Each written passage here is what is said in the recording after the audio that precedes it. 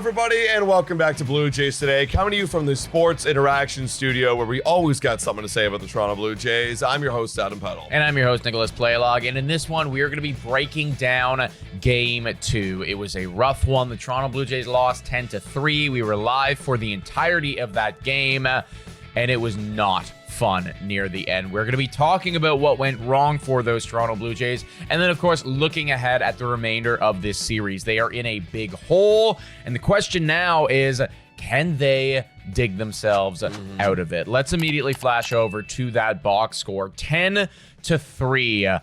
That's kind of what we were doing to the Yankees and the ALDS, and now that we're seeing it in reverse, I almost feel kind of bad for the New York Yankee fans because this sucks, man. I don't feel bad for the ones that are trolling us. I mean, you're still in Cancun. Have fun down there. But we're still in this. It's not over. I want to say that right away. I know things feel very bleak. It's still not over, and we're going to look at our chances later on. But when you look at the first two games, yeah, it's not cute. I mean, yeah, game one was just a gritty battle. Okay, throw that in the trash can. We got 2 hits. Let's bounce back. The offense bounced back a little bit in this game right here. 6 hits, 3 runs. That only came in the first 2 innings, though. Nathan Lucas showed up. He went 3 for 4. I mean, he's basically the Blue Jays MVP this series at this point. George Springer had a leadoff double. Kirk drove in 1. He was 1 for 3. We saw signs of life from the Blue Jays offense, but then they go absolutely ghost mode, whereas the Seattle Mariners, their offense, they keep it chugging. They keep it turning. They scored 3 in the 5th, 1 in the 6th, 3 in the 7th, and it was off of a pair of 2 3-run homers and a 2-run homer from Josh Schneider. This Seattle Mariners offense, I can't say it lightly, they are legit. And the names on the page are starting to show up here in the big moments. 100%, man. Now, we are going to talk about the pitching decisions because there's, again, another discourse around that. But I do want to highlight or just kind of criticize a little bit the Toronto Blue Jays offense that we've seen so far. In Game 1 and now in Game 2, they started out both of those games looking great. Yeah. Right? Because remember, in throwback to Game 1, you have the leadoff bomb by Springer. That was it. And then you have the 12 hit, 12 pitch at bat, by Nathan Lucas. And then, you get a couple other people on and you're moving and you're looking good. You don't inevitably cash, but it feels like you're threatening. And then they go ghost mode again. Yeah. And then yesterday, you have those first 2 innings, and things are going well, and okay, we're alive, and we just dug ourselves out of this 3-run hole that, oh my gosh, like, how did we get in this 3-run hole when there's nobody out? That's terrible in the first inning. This game's over. No, they dig themselves out of it.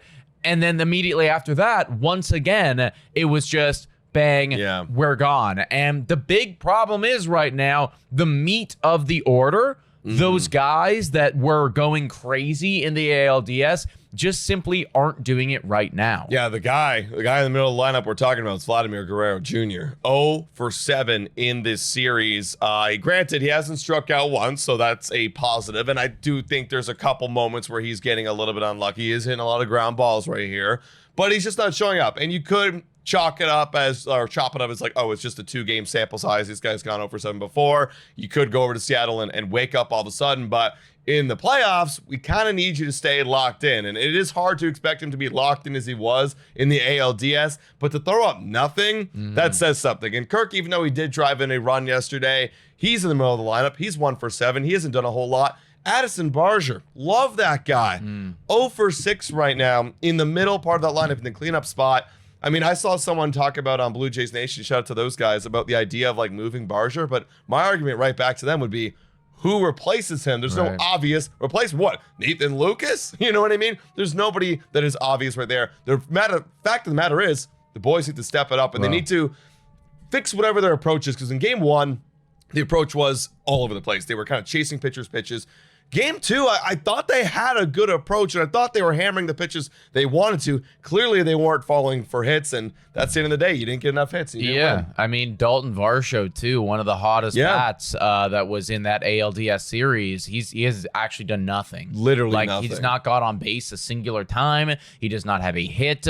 He has done 0 for us right now, offensively speaking. So all those guys, the heroes, Ernie Clement, Vladimir Guerrero Jr., and Dalton Varsho in the ALDS, who were all insane, they're not here right now. And you're looking over at Seattle, and they got a lot of those heroes. It looks like us in the ALCS it first does, games. right? You have multiple individuals with OPS over 1, and this is something else that's just like really shows the depth of this team.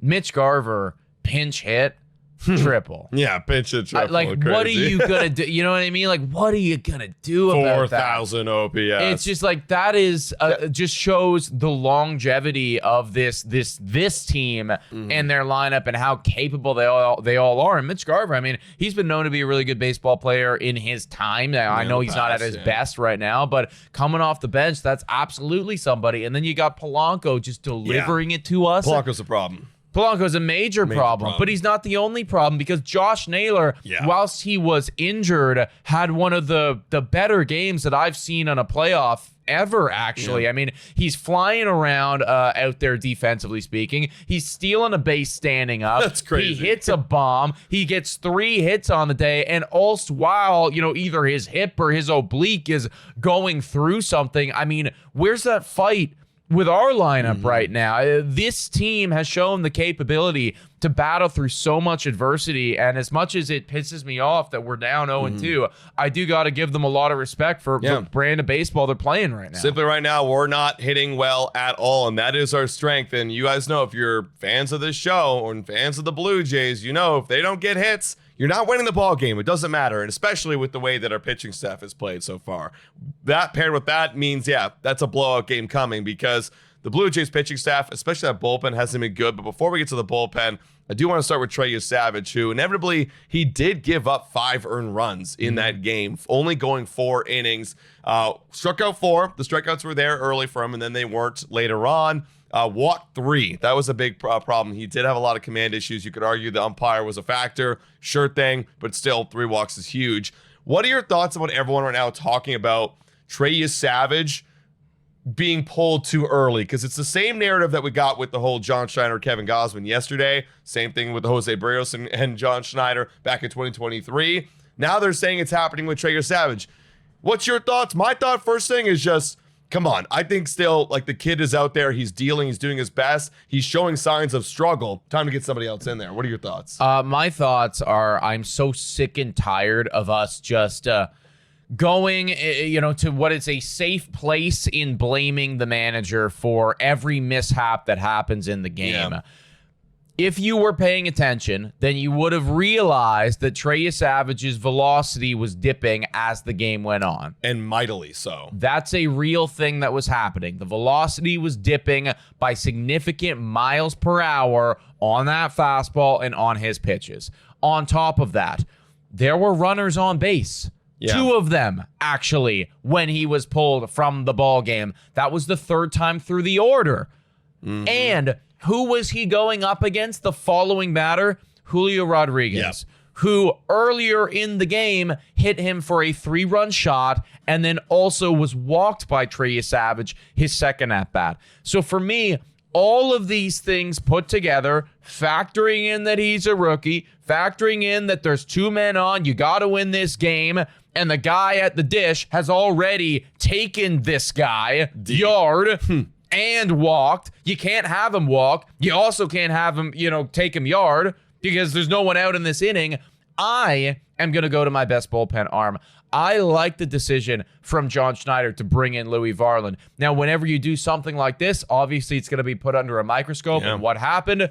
Julio Rodriguez is called out on strikes, but then Jorge Polanco said, you know what? I'm going to show up. And he went for a 3-run blast. And so that is what happened. But ultimately, I am so sick and tired of us when anything goes wrong with the pitching staff, immediately blaming John Schneider, because I would have made this exact same move, and I think that this is the move that you make 10 times out of 10. 100%. And this just happens to be that one time where it doesn't work. Like, yeah, sure. In the regular season, do you keep him in there? And does he give up the runs anyways? Maybe. We don't know. We do not know the situation that would have happened if you would have kept him in there. All I know is, like what Nick was saying, you look at all the facts. Everything was trending towards this guy's losing it. And before he ultimately loses it, let me bring in a fresh arm right there. But yeah, I mean, hindsight is 20/20. He gave up a 3-run bomb, and that was it. And that we never scored a single run. But that's the other thing, too. You throw it back to the offense. Well, we needed to score at least one more run for that move to be a bad move. It wasn't, because we didn't score another run the rest of the game. You take away those 3 runs, we still lose 7-3. Exactly. We still lose the freaking ball game because eventually other bullpen guys will come in the game.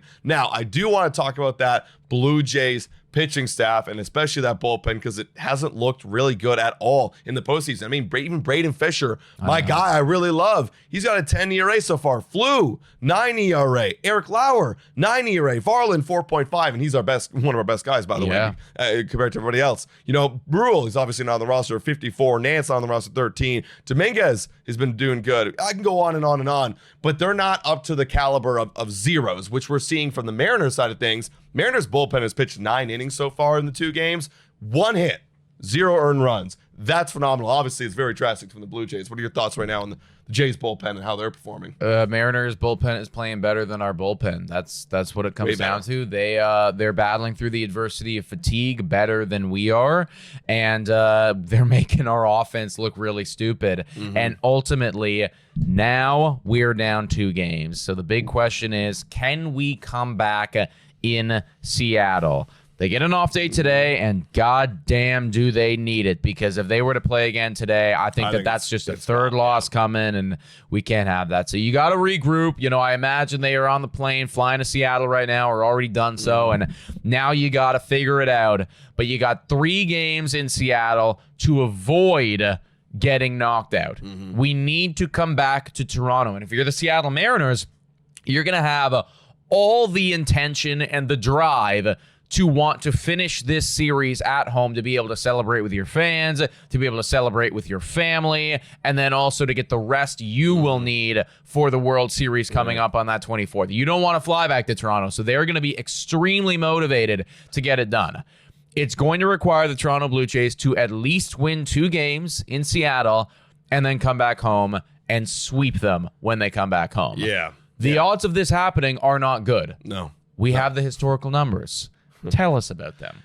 Blue Jays look to join a rare group of teams to rally from down 0-2 a deficit in a best-of-7 series. Now, granted, we brought this up before. No team has ever rallied to come back after losing the first 2 games at home, because now when you look at the rest of the series, we don't have home field advantage, and we got to win the next 4 of 5, like Nick's saying. The only teams that do that are the Diamondbacks versus the Phillies, back in 2023. So a recent team that's done it. But before that, Braves in 2020. Red Sox were down 0-3 against the Yankees. That was a historic. I mean, they literally made a documentary about that series. So, you could talk about that. Like, if the Blue Jays do that, then you can make a documentary about it. But you can see here, not many teams have done it. We think we chalked it up. It's like 10% chance that it's ever happened in history. And you got your work cut out for you, because you're not going to have the pitching matchups you really want. Bieber going in Game 3 against Kirby. Bieber only lasted 2 2/3 against the Yankees, and that was a team that we were dummying offensively. Now you're going up against the Mariners, who are dummying us offensively. Kirby, he's been their guy. He was their Game 1 starter and Game 5 starter in the ALDS. This is the dude that they wanted to play. I mean, hey, that's not a good matchup. You can't be down 0-3 after that, because after that, you're looking at potentially Max Scherzer, Bassett throwing out all the stops, John Schneider with the bullpen, up against Louis Castillo, who hasn't given up a run in this postseason. And if you can magically win one of those, the reason why I say magically is because the odds are stacked against us right now, away from our home ballpark, up against great pitching, up against a better offense. It's probably going to be back to Kevin Gausman, and then, the guy who killed us all. Or it could be Brian Wu or Bryce Miller, depends on the status of Brian Wu. But again, odds not in our favor. How you feel right now? I don't feel good taking all the bias out of it. Like, I would look at, with the recent state of play of the Toronto Blue Jays against this team, going on the road, the pitching matchups not being in our favor, their bullpen playing better than our bullpen, their offense playing better than our offense. I look at that series, and if this was on a Blue Jays Today show, I would say, I think that we are going to lose that series. And I think that they would probably be, they win 2 and we lose 1. Obviously, we cannot have that happen. So we need to win 2 to come back to Toronto and then you give yourself a sliver of a chance. And that's still a chance. Yeah. Right? Because we just got our asses kicked twice in Toronto, so it's not like a sure thing that you're going to win at home anymore like it was with the Yankees or it felt like with the Yankees. No, you just give yourself a sliver of a hope, but that's what needs to happen. However, if I had to bet my life on it, I would say that it's Mariners in 5. Yeah, I would go Mariners in 5. Now, to try and have some hope, because I know there's going to be comments out there saying, guys, have faith. I got to hope that this off day, like you said, they relax, they look at video, they get back to where they are. They're, in terms of offense, they need to get back to attacking pitches. And then the pitching, I mean, I saw a lot of meatballs in that series. Can we get back and can we lock in and paint edges, and can we learn the weaknesses of our opponent right now? Can we do a little bit more homework? I'm sure they are doing homework, but you really got to take the extra day. You're not having an off day right now. You're in a work day. You're in a prepare mental day. You are getting locked in with a game plan because you can't lose 2. It's a mini 3-game series. If you lose this series, it's over. You got to get back to Toronto. So I am saying Mariners in 5. That's just because the logic says that's going to happen.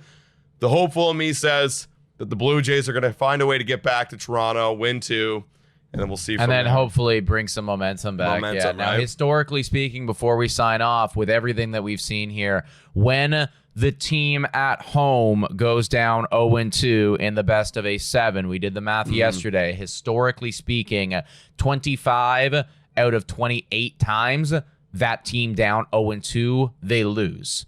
But 3 of those 28 times they win. And that works out to be about 11% chance. So if you're going to hang your hat on anything, it's an 11% chance right now that the Toronto Blue Jays can come back and win the series. I'll throw this out here too. We just got an update. This is the anniversary, the 10-year anniversary of the Jose Bautista bat flip. And what was that series based on? What was that moment based on? The fact they were down 0-2, granted in an ALDS.